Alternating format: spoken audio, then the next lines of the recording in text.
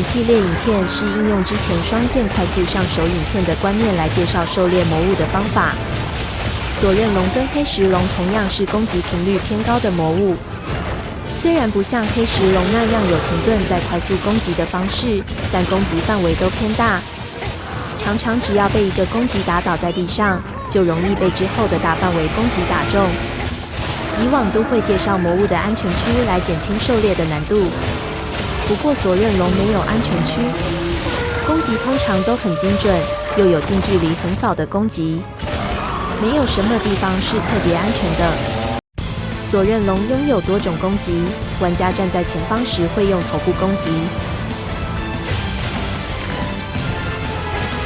会把锁链放到另一边再横扫回来。如果玩家紧贴索刃龙身体下方，就不会被打中。拖着锁链往前冲，用锁链铲的，如果玩家距离较远，还会先冲到玩家面前再铲的。这是容易欺骗玩家的攻击动作。当进行到这姿势时，会突然加速来铲的。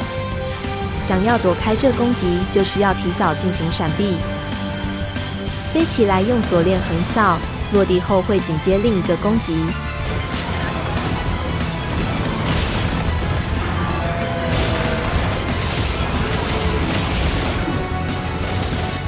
玩家站在背后时会用尾巴刺击。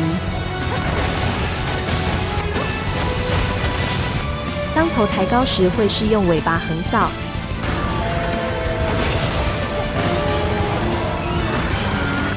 锁链弯曲起来时，就表示要抓住玩家，往旁边移动就不会被抓住。用锁链进行引爆，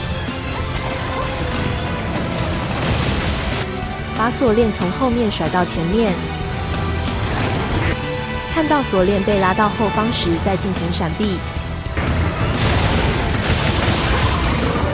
除了在索刃龙飞行落地后以外，其他时机施展都会是2次攻击，要等到第2次攻击才有比较大的空档。2只手一起甩动锁链的大范围攻击。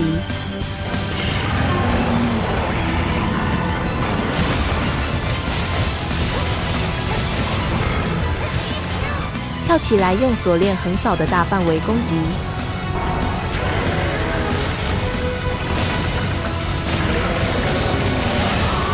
连续甩动3次锁链的大范围攻击。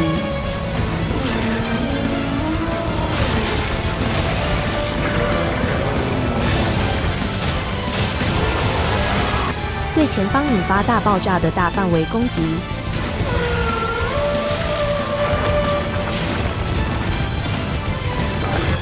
攻击结束后，锁链可能出现弱点。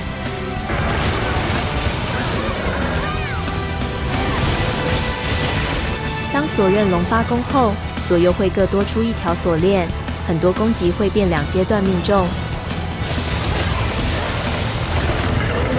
看到头部抬高到跟背部一样高时，进行闪避就可以触发精准回避。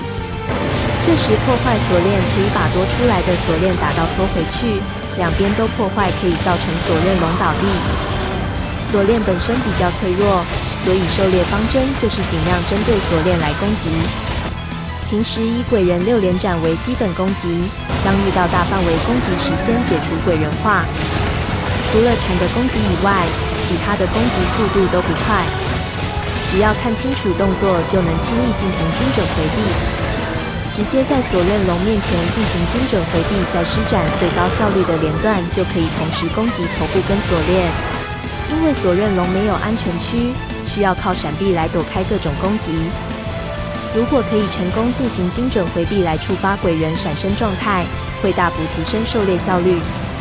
原始的攻击力是228，这时一般攻击的伤害是30.3。触发鬼人闪身状态后，伤害变成36.2，攻击力变成272，约是19%的提升。这幅度的提升比装备上的任何一个技能都更强。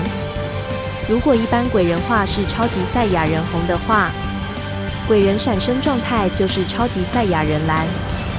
有鬼人闪身状态会让整个游戏步调变得完全不同。双剑玩家应该长时间维持鬼人闪身状态。黑石龙跟索刃龙是比较值得我认真打的魔物。对我来说，游戏通关只是最基本的，一点都不重要。重要的是能不能享受游玩过程。使用双剑可以让我享受到动作游戏的乐趣。目前难度较高的魔物都已经介绍过，接下来就是等之后新追加的魔物再进行介绍。以下是实际狩猎情形。